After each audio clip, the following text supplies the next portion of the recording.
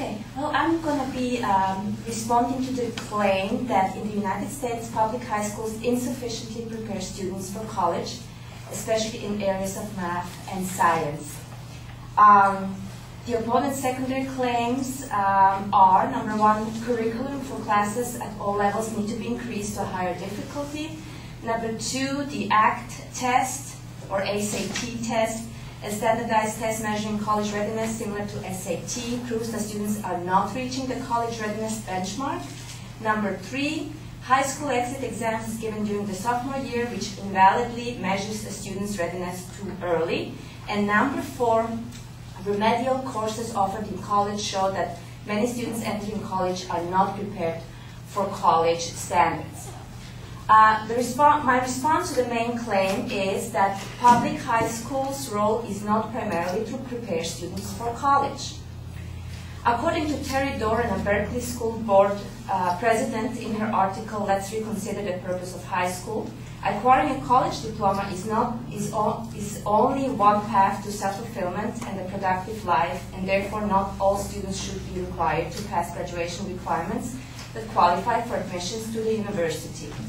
She further states, many of my most successful students at Berkeley High School did not take all the courses necessary to go immediately to a four-year college. They were not required to take those courses to graduate and chose not to take them. Some of them went into the dot-com industry, some became workers for AC Transit, BART, the US Post Office. They became professional photographers and skilled trade persons. The Chronicle of Higher Education investigates this issue of college not being the right avenue for every student by pointing out that the high number of college dropouts indicates that there is a problem. The paper states the U.S. college dropout rate is about 40%, the highest college dropout rate in the industrialized world. Examples of countries are listed where apprenticeships account for the majority of paths taken by high school graduates. Germany, for example, has a 97% high school graduation rate, but only a third of these graduates continue to college. On the contrary, the US has a much lower high school graduation rate, but two-thirds of those graduates go on to college. German students pursuing apprenticeship programs, which often begin in high school, receive a much better practical education than US students.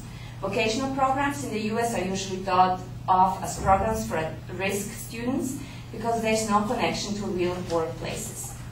In Europe, these vocational programs are much better organized as they are paid by employers that employ these students in their firms for the duration of their apprenticeship. The Chronicle concludes that these firms programs with high skills technical training that combine theory with practice produce well-rounded students that are highly employable, which benefit the society by increasing economic growth and decreasing taxpayers' burden to subsidize higher education. Okay, on to the second claim. Standardized tests such as ACT and SAT are actually not a good measure of college readiness level. Admission tests are not required by all universities. Many institutions believe that high school grades are a better indicator of how students will perform in college. The Washington Post takes a closer look at the standardized test with their conversation with Bob Shaver, who is the public education director of the National Center for Fair and Open Testing. And the nonprofit organization believes that no half-day, largely filling the bubbles exercise can capture the key elements of academic success, such as motivation, perseverance, work habits, and coping skills. Many universities agree with this view. University of Arizona never required SAT or ACT scores. Other universities, such as Salisbury in Maryland, have recently eliminated the requirement for applicants that have high school scores. Bob further points out that because there are companies offering coaching on SAT and ACTs, these mass-administered standardized tests become more of a tool for making money than a tool for accurately examining a student's readiness for college. To claim number three, high school exit exams given during sophomore year is actually beneficial as it allows students to advance at their own pace. The New York Times reports that public schools in 8 states, such as Connecticut, are allowing 10th grade graders to graduate and advance to community college if they want to. This acceleration of education allows students to advance at their own pace. Students not passing the exam can retake the exam later during the 11th and 12th grades. So this would slim down class size and would allow teachers to focus on the students needing help. In addition, this accelerated graduation method would bring huge savings. Response to secondary claim number 4, remedial courses required for entering students scoring low in placement tests is actually unnecessary, time-consuming, and costly. The U.S. News reports that Connecticut is working on eliminating remedial courses and instead incorporating remedial help in regular college-level classes through lab or tutoring.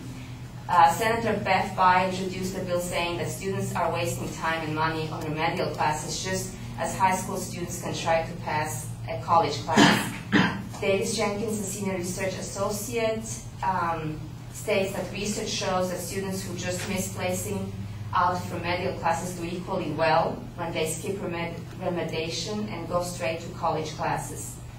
Changing remedial courses from a prerequisite to co-requisite would diminish the need for repetition and added costs for those that do well. In addition, the New York Times reports on the matter as well by reporting that senior research associate at the Community College Research Center saying the tests commonly used to screen for college readiness are only weakly related to college outcomes. Some students manage to pass the test even though they are not ready for college-level work, while even more who are ready for college-level work are kept out.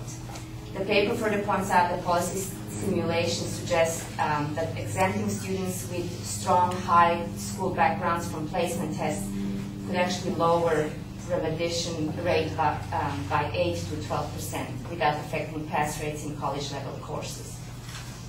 So as conclusion, the claim that public schools are responsible for students not being prepared for college is actually not realistic. High schools fulfill a much broader role, educating a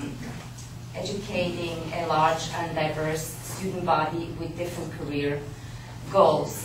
The real issue is that too many students are simply not suitable for college. That's it.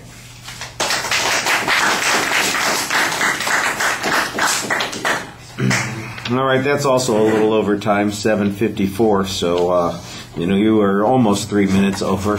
The structure is labeled pretty clearly at the beginning. That's fine. You spend a lot of time on that first point, and I think that you've got a good counterclaim going on here, but you need to edit it down and make it a little bit more essential to just argue that, in fact, high schools, their function should not always be to prepare students for college, that's not necessary in order for us to have economic success. And then, go quickly to your example of the German comparison. I think that that's probably the strongest evidence that you have on that particular point. On the second point, it seems like you're really focusing on whether or not the ACT and the SAT are good tests and whether or not there's a particular function. I think maybe the argument basically comes down to, is it a measure of success? That's the only part that really relates to the claim that the advocate is making. And so, again, that's another one of those things that I think you could simplify and edit down.